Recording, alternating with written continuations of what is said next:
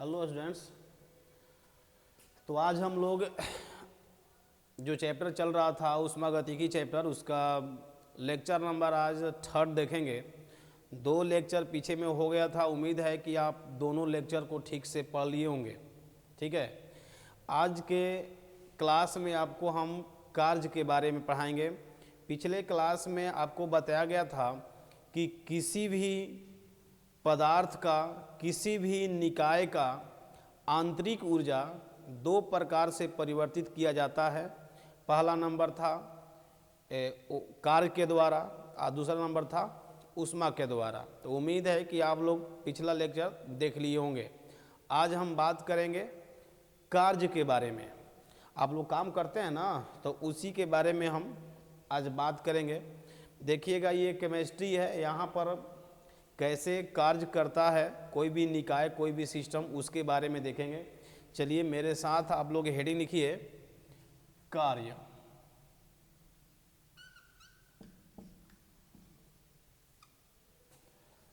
Work. ठीक है, पहले आप लोग यहाँ पर एक लाइन लिखिए। देखिए, उस लाइन में लिखवाएंगे ये कि कार्य भिन्न भिन्न प्रकार के होते हैं, लेकिन हमारे रसायन शास्त्र में कार्य 2 प्रकार का होता है। पहला दाब आयतन कार्य और दूसरा में आपको बताएंगे विद्युतीय कार्य के बारे में। जैसे देखिए, मान लीजिए कि आपके घर में इन्वर्टर का बैटरी होगा, लाइन कटता है तो बैटरी क्या करता है? बैटरी अपना काम करना शुरू कर देता है, नहीं? तो देखो, बैटरी भी काम करता है और हम भी काम ही कर रहे हैं। तो बैटरी के द्वारा जो काम करते हैं वो फिजिक्स वाले सर नहीं बताएंगे कि बैटरी कैसे काम करता है। वो मेरे यहाँ है कि बैटरी काम कैसे करता है, उसका कार्य हम कैसे निकालेंगे। ठीक है, फिजिक्स में क्या है? फिजिक्स में है कि हम यहाँ पर हैं, मतलब फोर्स इंटू डिस्प्लेसमेंट होता है, बल होता है और विस्थापन होता है, यही ना होता है। तो मेरे यहाँ बताइए, बैटरी चलता है तो अब विस्थापन तो होता ही नहीं, तो बैटरी कार्य कैसे कर रहा है? तो बैटरी का काम कैसे होता है, बैटरी कार्य कैसे करता है, वो मेरे यहाँ केमिस्ट्री में आप पढ़ेंगे। ठीक है, चलिए फिलहाल आप लोग को बताएंगे कार्य भिन्न भिन्न प्रकार के होते हैं, लेकिन रसायन शास्त्र में कार्य 2 प्रकार के पढ़ना है। पहला दाब आयतन कार्य और दूसरा नंबर विद्युतीय कार्य। ठीक है, चलो लिखो। तो यहाँ पर लिखिए, बोल कर लिखवाएंगे। बोलें, कार्य भिन्न भिन्न प्रकार के होते हैं। कार्य भिन्न भिन्न प्रकार के होते हैं, लेकिन रसायन शास्त्र में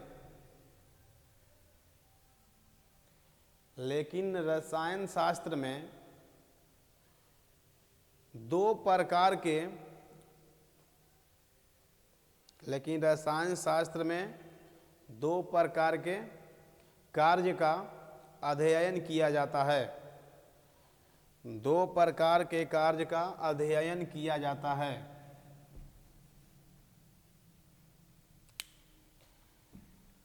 पहला नंबर आप देखिए,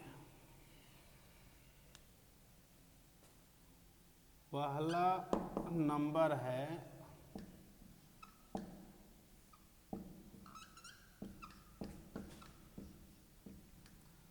दाब आयतन कार्य।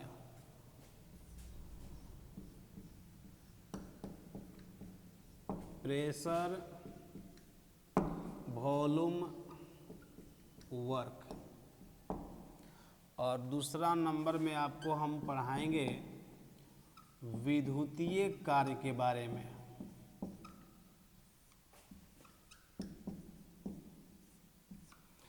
Electrical work.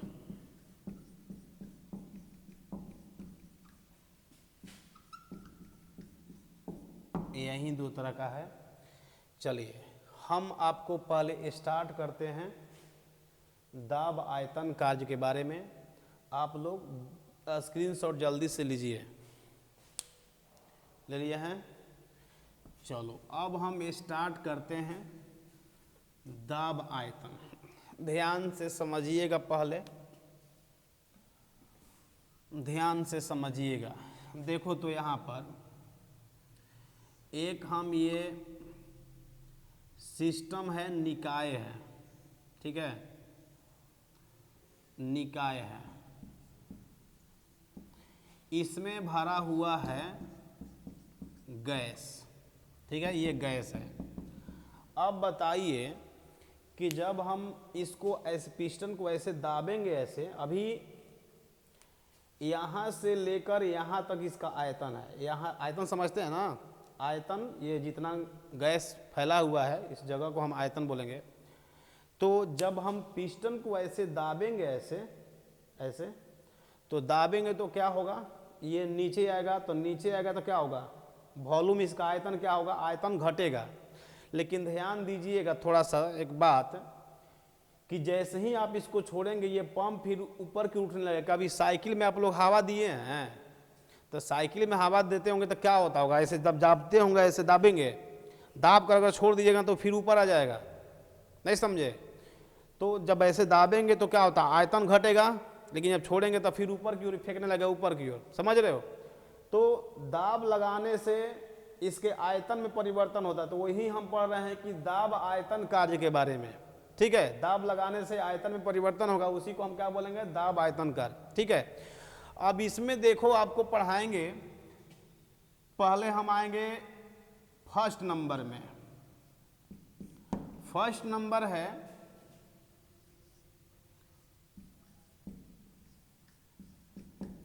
उत्क्रमणीय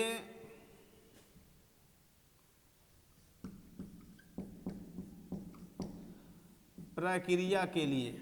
उत्क्रमणीय जानते होंगे, उत्क्रमणीय और अनुत्क्रमणीय।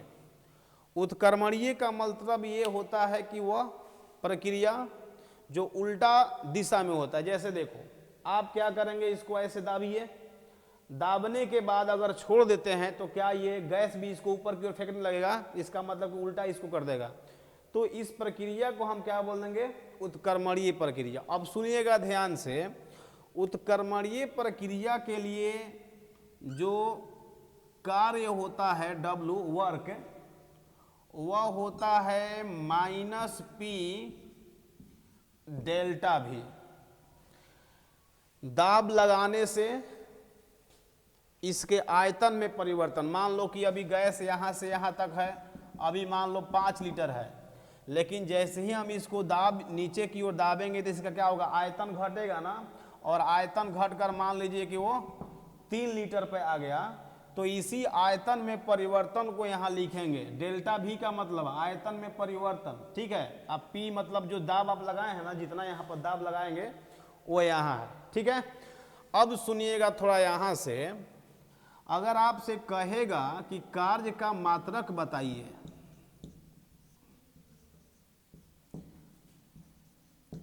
कार्य का मात्रक, तो देखो मात्रक बताना है तो P प्रेशर है, प्रेशर मतलब दाब, दाब का आप लोग जानते होंगे मात्रक, दाब का ATM होता है, और ये आयतन है, आयतन का क्या होता है, लीटर। तो थोड़ा सा आप ध्यान दीजिएगा, कार्य का मात्रक ATM लीटर है। कौन तो कह रहा है सर कार्य का मात्रक तो हम फिजिक्स में जूल पढ़े हैं, आप तो यहाँ कार्य का मात्रक ATM लीटर बता दिए, ये तो हम कभी सुने ही नहीं है। धैर्य रखिए थोड़ा सा, सब कुछ आने वाला है। आप कह रहे हैं कि कार्य का मात्रक जूल होता है, लेकिन आप यहाँ पर क्या लाए हैं, ATM लीटर लाए हैं। थोड़ा सा रुक जाइएगा, अभी देखो, अगर मान लीजिए कि यहाँ पर हम 1 ATM का दाब लगाएंगे, सुनते रहना ध्यान से, 1 ATM का दाब लगाएंगे तो इसके आयतन में परिवर्तन हम मान लेते हैं 1 लीटर का हुआ है। ये लिखना मत, ये बस समझाने के लिए लिखे थे, ठीक है। 1 ATM दाब लगाने से आयतन में परिवर्तन हुआ 1 लीटर का। तो ध्यान दीजिएगा, हम यहाँ जानते हैं कितना काम कर दिए, 101 जूल का काम कर दिए। अब आप कह रहे हैं कि सर ये कैसे आ गया, ये कहाँ से आ गया, ATM लीटर को कह रहे हैं कि 1 ATM दाब लगाने से अगर 1 लीटर का परिवर्तन होता है आयतन में, तो 101 जूल हम कार्य कर लिए। अब 101 जूल कार्य कर लिए, ये जूल आया कहाँ से? ठीक है, तो सबसे पहले आप लोग देखो, फिजिक्स में पढ़े होंगे, क्या कोई ऐसे महान लोग हैं मेरे क्लास में जो बता सकते हैं 1 जूल किसे कहते हैं? क्या मेरे क्लास में कोई ऐसे वीर लोग बैठे हैं जो 1 जूल का परिभाषा बताएंगे? फिजिक्स वाले गुरुजी आपको पढ़ा दिए होंगे। नहीं, देखो, तो हम बता रहे हैं 1 जूल। पहले आप लोग एक काम करिए कि इसका आप स्क्रीनशॉट ले लीजिए। ले लिए? अब आइए, अब आपको बताना है, इसको याद रखिएगा, एक एटीएम 1 लीटर बराबर 101 जूल। हम आगे प्रूफ करके दिखाएंगे ये कैसे आता है। ठीक है, पहले आपको 1 जूल का परिभाषा लिखना पड़ेगा, ये है क्या। उसके बाद ना देखो, 1 जूल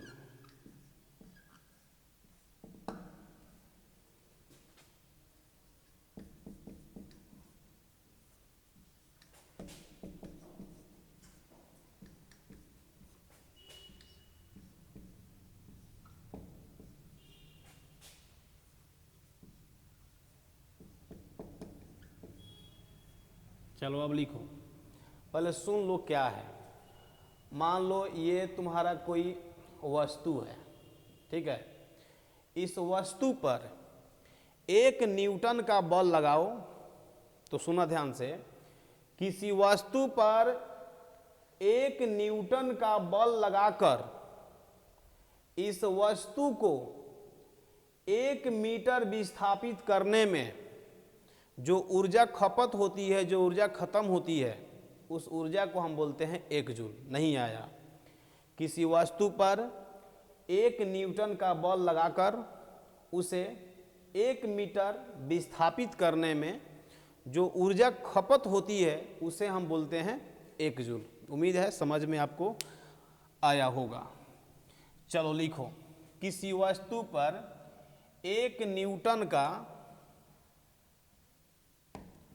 किसी वस्तु पर 1 न्यूटन का बल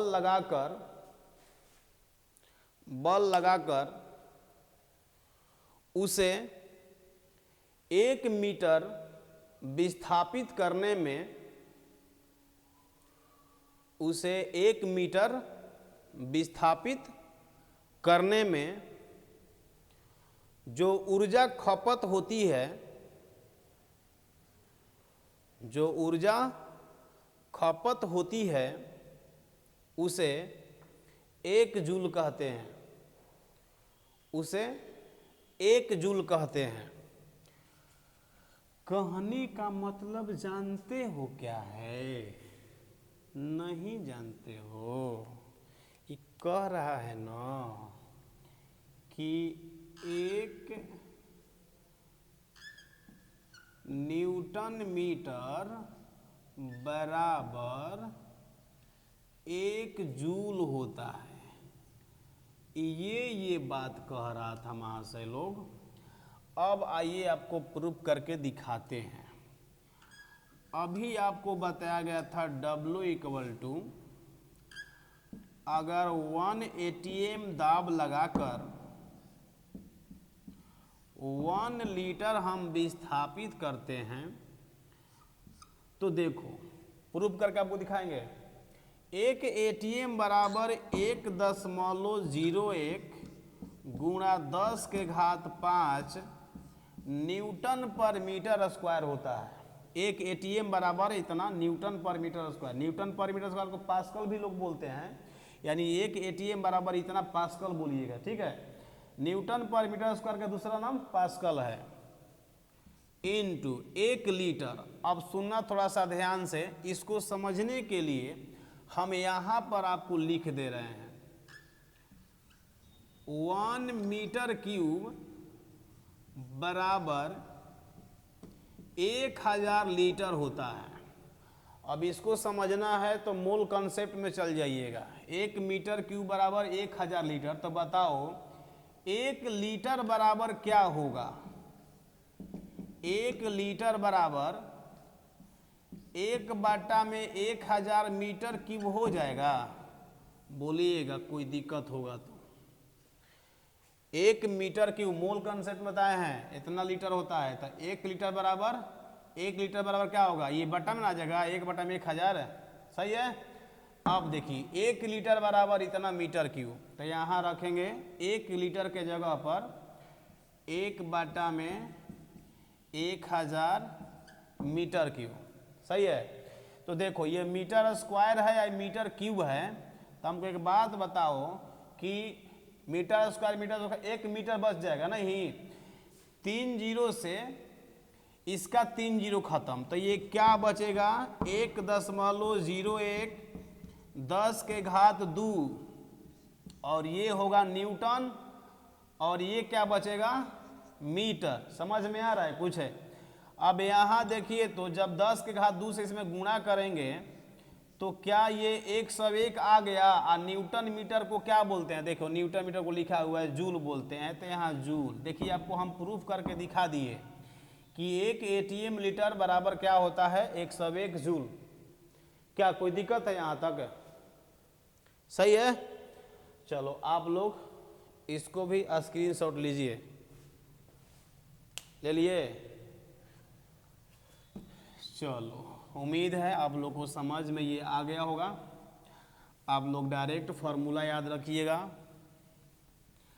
फार्मूला आपको जो बताया गया W = -P डेल्टा भी उसी से सारा क्वेश्चन बन जाएगा। ठीक है। चलो अब देखो, अब हम बात करेंगे अभिक्रिया पर। अब बात करेंगे अभिक्रिया पर।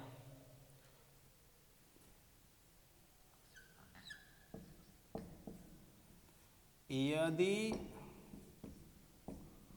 कोई अभिक्रिया नियत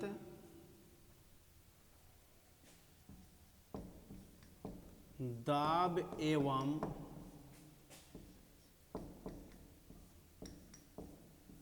ताप पर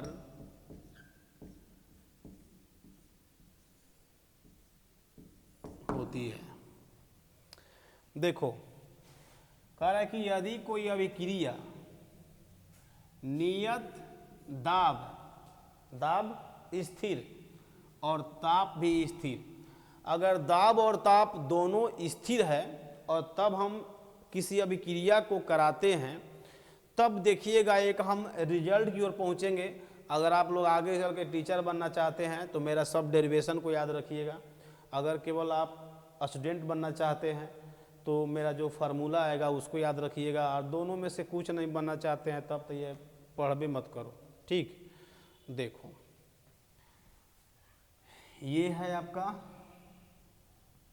कोई अभिक्रिया, अभिकारक है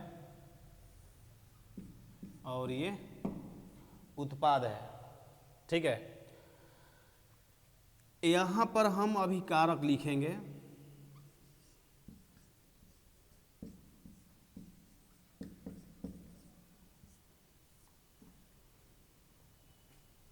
यहां पर उत्पाद। ठीक है। अभिकारक के लिए मान लेते हैं आयतन V1 है, मोलों की संख्या मान लेते हैं N1 है। बता दिए हैं, भूलिए मत, ना तो कहानी खत्म। PV = nRT। ये N जो है क्या है? N मोलों की संख्या है, T तापमान है, P दाब है, V आयतन है, गैस नियतांक है। इसका मान आपको बताए थे हम। गैस नियतांक का मान कितना होता है उसको याद करना था। मुंह बना रहा है, लग रहा है कि नया नया चीज है। ठीक है, इसका आयतन V1 है और मोलों की संख्या N1 है, और आपसे कह रहा है कि दाब और तापमान दोनों नियत है, कांस्टेंट है। मतलब जो अभिकारक का दाब और ताप होगा वही उत्पाद का भी दाब और ताप होगा, ये नियत है दोनों के लिए। ठीक है, अब उत्पाद का मान लेते हैं आयतन V2 है, मोलों की संख्या N2 है, लेकिन दाब और आयतन स्थिर है। ठीक है, चलो अब थोड़ा सा ध्यान दो। उत्पाद के लिए पहले अभिकारक के लिए आते हैं, समझिएगा। अभिकारक के लिए, अभिकारक के लिए इस फॉर्मूला को आप याद रखिएगा, PV = nRT, इसको मूल में आया था। चलो अभिकारक के लिए PV = nRT, तो P तो सही है, PV, तो V के जगह पर V1 लिखिएगा, PV1 = nRT, तो N देखो यहाँ N N1 है, R तो कांस्टेंट है, तो कांस्टेंट है मतलब नियतांक है, तो R तो सबके लिए बराबर होगा, और ये T है, तो देखो T भी नियत है, तो नियत है तो T को TA रखो, हो गया। इसको हम मान लेते हैं 1 नंबर। चलो उत्पाद के लिए ध्यान देते रहना, उत्पाद के लिए, उत्पाद के लिए अब आइए PV = nRT, तो देखो यहाँ पर PV, तब V के जगह V2 है, तो आप लिखिएगा, क्या लिखिएगा, PV2 = nRT, तो N के जगह पर N2 है, R तो सबके लिए आपको बार बार बोल रहे हैं, R नियतांक है, तो अभिकारक हो चाहे उत्पाद हो सबके लिए मान बराबर, तो यहाँ R को हम RA लिखेंगे, R1 R2 मत लिख देना, गलत हो जाएगा। ठीक है, और तापमान, तो तापमान भी नियत है, रख दिए। इसको हम मान लेते हैं 2 नंबर। अब यहाँ से हम करेंगे समीकरण 2 - 1। चलो 2 में से 1 को घटाओ, तो जब इसमें से इसको घटाइएगा, बोलो तो क्या होगा, ऐसे हो जाएगा PV2 - PV1, बोला रे, ये क्या होगा N2RT माइनस ये होगा N1RT ना। समझ में कुछ आया कि नहीं आया? तो एक काम करिए, आप स्क्रीनशॉट लेना पड़ेगा। चलो ले जल्दी स्क्रीनशॉट लो, तो हो गया। चलिए अब देखिए, इसको हम आगे पहुंचाएंगे फाइनल रिजल्ट पर, अभी पहुंचे नहीं हैं, पहुंच जाएंगे तब ना समझे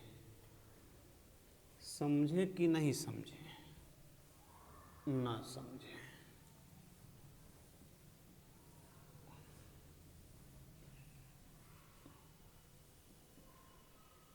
देखो यहीं से हम यहाँ पहुँच रहे हैं, इसमें से P है, चलो दोनों में से P को कॉमन करो, तो जब P को आप कॉमन करिएगा तो ये V2 - V1 हो जाएगा ना, बोलो ना। यहाँ से आप RT को कॉमन करिए, तो जब RT को कॉमन करिएगा तो ये होगा N2 - N1। अब आइए, ये P है, आयतन में परिवर्तन है V2 - V1, तो आयतन में परिवर्तन को हम डेल्टा भी लिखेंगे ना, बोला रे। इसको देखो N2 - N1, ये क्या है, मोलों में अंतर है, ये उत्पाद का मोल है, ये क्या था, अभिकारक का मोल था, तो ये मोलों में अंतर है, तो इसको क्या लिखेंगे हम, डेल्टा एन, और ये आरटी है तो आरटी लिखिए, सही है। अभी आपको हम बोले हैं कि W बराबर माइनस पी डेल्टा भी होता है, अभी बोले हैं। यहां से देखिए तो P डेल्टा भी को हम माइनस को इधर लाने में कोई दिक्कत है हमको, ऐसे कर सकते हैं कि नहीं कर सकते हैं, बिल्कुल कर सकते हैं। तो P डेल्टा भी के जगह पर हम माइनस W रखेंगे तो कोई दिक्कत है क्या, यहाँ रख सकते हैं, और ये आपका होगा delta N R T. W बराबर माइनस को उधर करिए, minus delta N R T. देखिए अगर किसी अभिक्रिया पर कार्य बताना है कि कोई अभिक्रिया कितना काम किया, तो उसके लिए आपको यहां पर आना है। डेल्टा एन क्या है, मोलों में अंतर, किसका मोलों में, उत्पाद और अभिकारकों के मोलों में अंतर, डेल्टा एन। आर नियतांक है, लेकिन रुक जाइएगा थोड़ा सा, इसका मान यहां बदल जाता है। टी तापमान है। आइए यहां देखते हैं तो डेल्टा एन गैसीय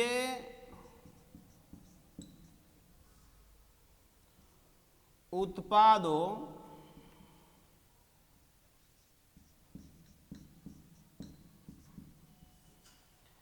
तथा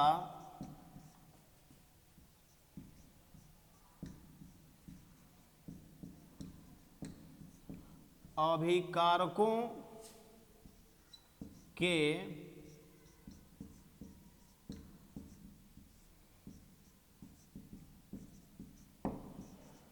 मोलों में अंतर, ठीक है।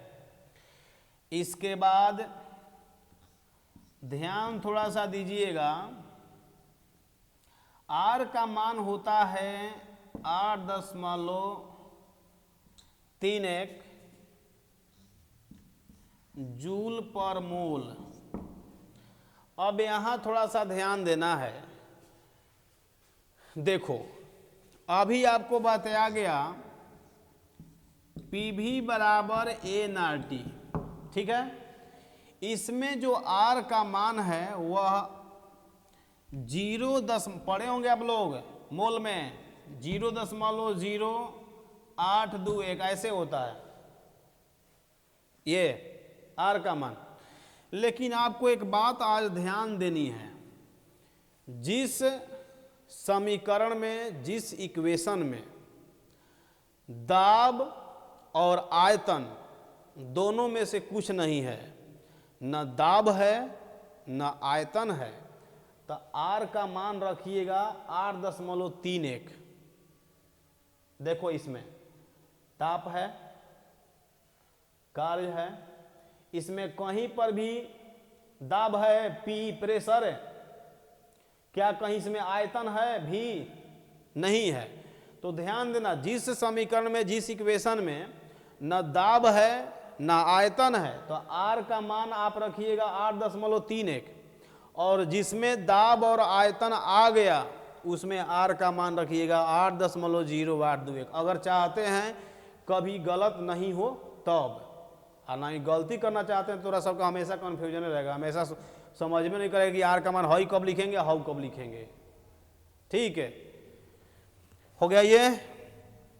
इसके बाद टी जो है ना, वह जानते हैं क्या है, तापमान है, लेकिन केल्विन में, डिग्री सेल्सियस में ना, केल्विन में यहां पर तापमान होना चाहिए। अगर प्रश्न में आपको केल्विन में दिया है तब तो डायरेक्ट यहां रख देना, लेकिन अगर डिग्री सेल्सियस में दिया है प्रश्न में तो उसको कहीं डिग्री सेल्सियस में मत यहां रखना, गलत हो जाएगा। डिग्री सेल्सियस को केल्विन में आप बदल दीजिए। कैसे बदलते हैं, 273 जोड़ करके उसको बदल देंगे केल्विन में, तब यहाँ रखिएगा। कोई दिक्कत है? चलो इसको आप लोग स्क्रीनशॉट लीजिए। हो गया?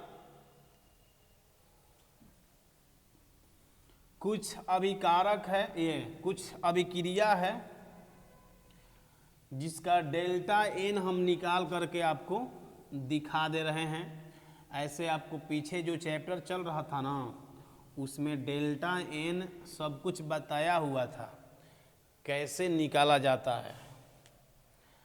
देखो, मान लीजिए आपको अभिक्रिया हम PCl5 दे रहे हैं, गैस में है। जब आप इसको गर्म करेंगे ना तो यह PCl3 में टूटेगा और किस में? Cl2 में टूटेगा। अब कहेगा इस रिएक्शन का डेल्टा एन बताइए, तो यहाँ लिखा है गैसीय उत्पादों का मोल। ठीक है, तो गैसीय उत्पाद देखो, ये भी गैस में है, ये भी गैस में है। ये कितना है? 1 है। ये कितना है? 1 है। तो टोटल कितना हो गया? 2 माइनस गैसीय अभिकारक ये कितना है? 1। तो यहाँ 1 रखो, कितना आपका आ गया? +1। ठीक है, उसी तरह से और भी आप रिएक्शन ले सकते हैं। चलो, कैल्शियम कार्बोनेट ये सब पीछे हो गया है। इसको भी अगर आप गर्म करते हैं तो ये कैल्शियम ऑक्साइड ठोस में और CO2 गैस में टूटेगा। रही बात डेल्टा एन की, तो आपको बोले थे हम गैसीय उत्पादों का मोल। तो गैसीय उत्पाद ये गैस में है नहीं, तो इस पर हम ध्यान नहीं देंगे। ये गैस में है, हाँ ये गैस में है, तो बोलो कितना मोल? 1 मोल। यहाँ कुछ नहीं तो 1 है। हो गया? माइनस गैसीय अभिकारक, ये गैसीय है नहीं, तो इसको छोड़ देंगे। इधर अभिकारक गैस में नहीं है, तो यहाँ 0 लिखेंगे, इक्वल टू कितना? 1। इसका भी डेल्टा एन 1, इसका भी डेल्टा एन 1। ठीक है, तो डेल्टा एन आपको समझ में आ गया होगा। और ध्यान दीजिएगा एक बात, इसको आप लोग स्क्रीनशॉट ले लीजिए, तो ले लिए। और थोड़ा सा ध्यान ये देना है कि इसके बाद जो हेडिंग है ना, उस हेडिंग का नाम है ऊष्मागतिकीय प्रक्रम। उस हेडिंग का क्या नाम है? ऊष्मागतिकीय, लिखना मत आप लोग अभी, प्रक्रम, जिसको इंग्लिश में हम थर्मोडायनेमिक्स प्रोसेस बोलते हैं। इसी में आएगा समतापी क्या होता है, सम आयतनी क्या होता है, आइसोथर्मल, आइसोकोरिक, आइसोबारिक, समदाबी। समझ रहे हो? तो एक काम हम करते हैं कि अगर इसको भी पढ़ाते हैं तो ये वीडियो काफ़ी लॉन्ग हो जाएगा, तो हम ऊष्मागतिकीय प्रक्रम का एक आपको अलग से वीडियो बनाएंगे। ठीक है, तो इसको हम अगले क्लास में पढ़ेंगे। यहाँ पर हम यहीं रुकते हैं, मिलेंगे कल के क्लास में।